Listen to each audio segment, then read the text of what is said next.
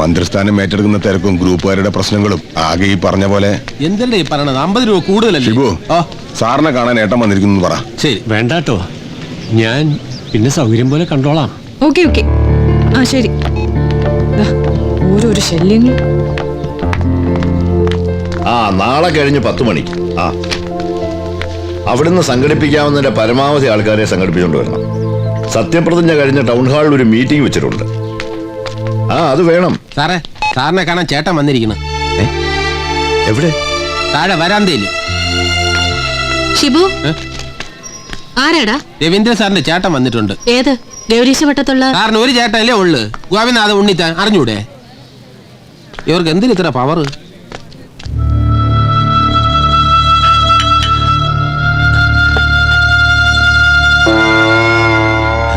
ഞാൻ ഒരു ശുപാർശയായി ആദ്യമായിട്ടാ ഒരിടത്ത്. നിനക്കറിയാലോ വിമലയുടെ കാര്യം. ഒത്തിരി ആലോചനകൾ പുതുതായി കൊണ്ടുവന്നതാ. ഒന്നിനും അവൾ സമ്മതിച്ചില്ല. ഈ പയ്യൻ കാസർഗോട്ടുകാരനാ, അവളുടെ തന്നെ ഓഫീസിലാ. ഇപ്പോഴത്തെ കാലത്ത് സ്ത്രീധനില്ല എന്ന് പറയുമ്പോൾ ഞാൻ ആലോചിച്ചിട്ട് ഇതേ ഒരു വഴിയുള്ളൂ. ഞാൻ എന്ത് ചെയ്യണമെന്നാ ഏട്ടൻ പറയുന്നത്? അത് പറ. നിന്റെ പേഴ്സണൽ സ്റ്റാഫിലേക്ക് ഈ കൊച്ചിനെ കൂടി അപ്പോയിന്റ് ചെയ്യാൻ പറ്റിയാൽ. അച്ഛൻ പറഞ്ഞാൽ ചിറ്റപ്പൻ കേൾക്കുന്ന ആ വിമല പറയുന്നത്. അവളത് പറഞ്ഞപ്പോ എനിക്ക് നിരസിക്കാൻ കഴിഞ്ഞില്ല. നിനക്കറിയാലോ, രാഷ്ട്രീയ പ്രവർത്തനം കൊണ്ട് സ്വത്തും മുതലും വിൽക്കല്ലാതെ സ്വന്തമായിട്ടൊരു തുണ്ട് പോലും വാങ്ങിക്കൂട്ടാൻ എനിക്ക് കഴിഞ്ഞില്ല. മരിക്കുന്നതിന് മുമ്പ് എൻ്റെ മോൾക്കൊരു ജീവിതം ഉണ്ടായി കാണണമെന്നുള്ള ആഗ്രഹം കൊണ്ട് പറഞ്ഞു പോയതാ.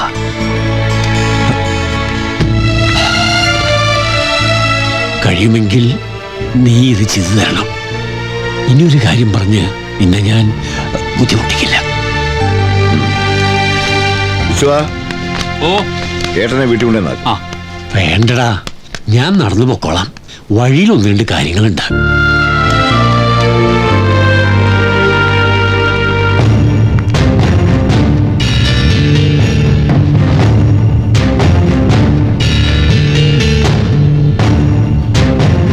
എന്തായിരുന്നു അനിയൻ മന്ത്രിയോടുള്ള ഏട്ടന്റെ ശുപാർശ? പേഴ്സണൽ സ്റ്റാഫിലേക്ക് ഒരു പയ്യനെ.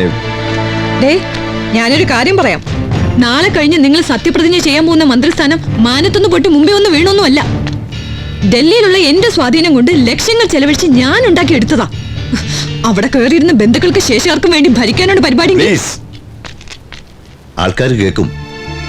ജ്യേഷ്ഠൻ ജീവിതത്തിൽ ആദ്യമായിട്ട് വന്നൊരു കാര്യം പറഞ്ഞതാ. നീ എതിർക്കരുത് പ്ലീസ്.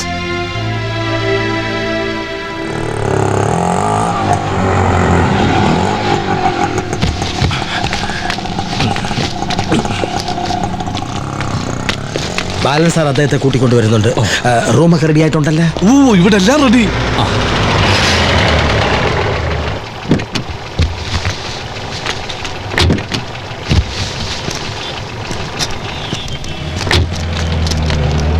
സാർ മോൻ കൊടുക്കണ്ട.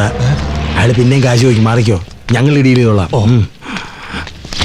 ഞാനിവിടെ ഉണ്ടേ. സോദനയല്ലേ? അതെ സാർ, അവിടുത്തെ കൃപാകടാക്ഷം കൊണ്ട് അങ്ങനെ കഴിഞ്ഞു പോകുന്നു. പോവാ.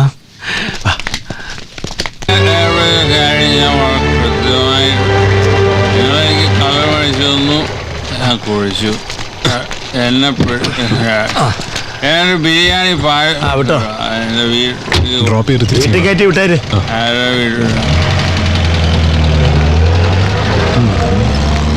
എന്തേ നാളത്തേക്ക് ഓക്കെ ആവില്ലേ?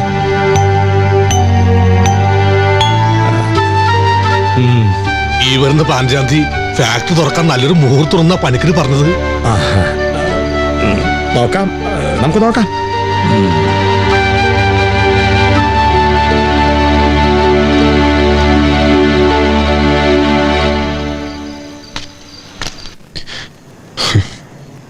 ഞാൻ അയാളോട് എന്ത് സമാധാനം പറയും വർഗീസേ? പറയാതിരുന്നിട്ട് എന്ത് കാര്യം? കാര്യം പറഞ്ഞ് മനസ്സിലാക്ക. നമ്മളെ കൊണ്ട് ചെയ്യാവുന്നെല്ലാം നമ്മൾ ചെയ്തില്ലേ? അതുകൊണ്ട് എന്റെ ബാധ്യത തീരില്ലല്ലോ. 5 ലക്ഷം രൂപ നിറച്ച പെട്ടി ഈ കൈകൊണ്ടാണ് ഞാൻ വാങ്ങിയത്. അത് മുഴുവൻ സെക്രട്ടറിയിലെ വെള്ളാനകൾ വിഴുങ്ങിയെന്ന് പറഞ്ഞ് അയാൾ വിശ്വസിക്കില്ല.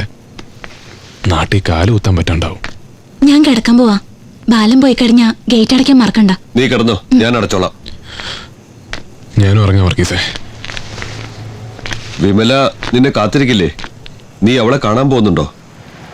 ഇല്ല, ഇനി ആ തീക്കളിക്ക് കൂടി നിന്നു കൊടുക്കാൻ വയ്യ. നിന്റെ നിലപാട് ശരിയാ, പക്ഷേ തെറ്റും ശരിയും തിരഞ്ഞെടുക്കേണ്ടത് പാതി വഴിയെന്നല്ല. ഞാൻ ആർക്കും ഒരു വാക്കും കൊടുത്തിട്ടില്ല. പിന്നെ കല്യാണം കഴിച്ചിട്ടില്ല എന്നൊരു കള്ളം പറഞ്ഞു. അത് തെറ്റാണ്, സമ്മതിക്കുന്നു. ആ ചെറിയ തെറ്റിൽ നിന്നും പല വലിയ തെറ്റുകളും തുടങ്ങി. എതിർക്കസരയിലിരിക്കുന്ന ചെറുപ്പക്കാരൻ അവിവാഹിതരാണെന്നുള്ളതുകൊണ്ട് മാത്രം ഒരു പെണ്ണും ഒരു സ്വപ്നവും കാണില്ല. ഇന്ന് രാത്രി അവളെ കാണാൻ പോയാൽ നീ അവളുടേതാവണം. പോയില്ലെങ്കിൽ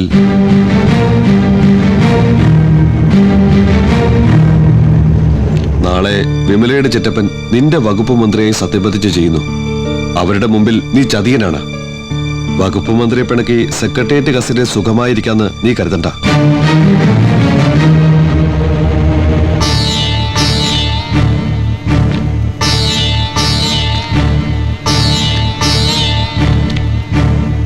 ജോലി നഷ്ടപ്പെടുത്തിയിട്ട് ബാലൻ തിരിച്ച് കാസർഗോഡിന് പോവില്ല.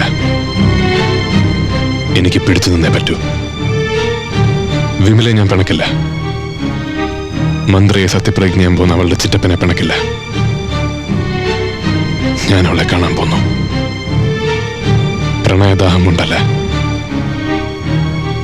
കഴുത്തറ്റം കടം കയറി നിൽക്കുന്ന കാസർഗോഡ് എന്റെ വീട്ടിനെ കുറിച്ച് ഓർത്തിട്ട് ആ ഗതികേടുകൊണ്ട്.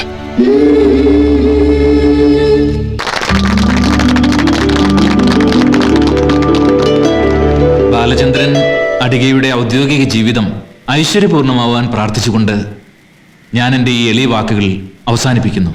ജയ് ഹിന്ദ്. സുഹൃത്തുക്കളെ, നമുക്കിന്ന് സന്തോഷത്തിന്റെ ദിവസമാണ്.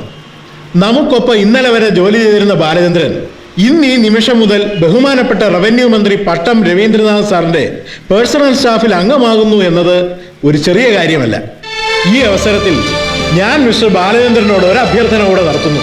വൈകാതെ തന്നെ ഞങ്ങൾ ഇതുപോലെ അല്ലെങ്കിൽ ഇതിനേക്കാൾ വലിയൊരു ചടങ്ങിൽ പങ്കെടുക്കുവാൻ അവസരം ഉണ്ടാക്കി തരണം.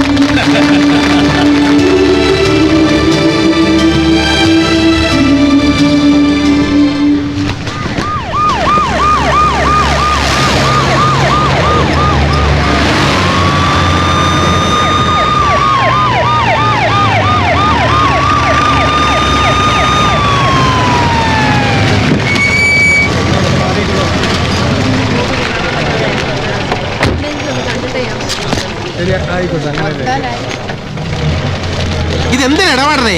മന്ത്രിയുടെ കൂടെ വരുമ്പോ 100-ലും 110-ലും ചവിട്ടി വിടണമെന്ന് ഒരുത്തനും അറിഞ്ഞൂടാ അല്ലേ? നീ എന്താ പഴം വിടുങ്ങിയിരിക്കായിരുന്ന? അഭ്യാസങ്ങൾ കാണിച്ചാൽ എല്ലാത്തിനും പറഞ്ഞു വിടും കേട്ടാ. സൗകര്യം ഉണ്ട് എന്നോട് ജോലി ചെയ്താൽ മതി. പുറത്ത് 100 എണ്ണം ക്യൂ നിൽപ്പുണ്ട്.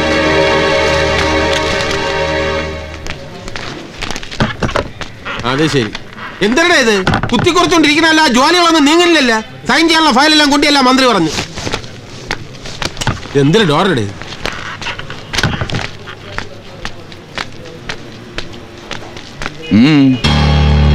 സൈൻ ചെയ്യാനുള്ള ഫയല് 3 മന്ത്രിമാരോടൊപ്പം 5-6 വർഷം വർക്ക് ചെയ്തവനാ ഞാൻ. ഓസ്മാർട്ടായി അങ്ങ് ഷൈൻ ചെയ്ത് കളയല്ലേ. മിനിസ്റ്ററുടെ ടേബിൾ ഫയൽ എത്തിക്കുന്ന ജോലി തന്നെ അല്ല. ഇനി ആ റൂമിൽ കയറുന്നത് എന്നോട് ചോദിച്ചിട്ട് മതി. മനസ്സിലായോ? സർ, ഞാനത് ശിവ സാറ് പറഞ്ഞു. No more explanation. 2 മാസക്കാലമായിട്ടുള്ള സെക്രട്ടറി വന്നിട്ട് അതിനിടയിൽ ഉദ്യോഗ കയറ്റം കിട്ടിയ വഴി എനിക്കറിയാം. ജോലിയോടുള്ള ആത്മാർത്ഥത അവിടെ കാണിച്ചാൽ മതി.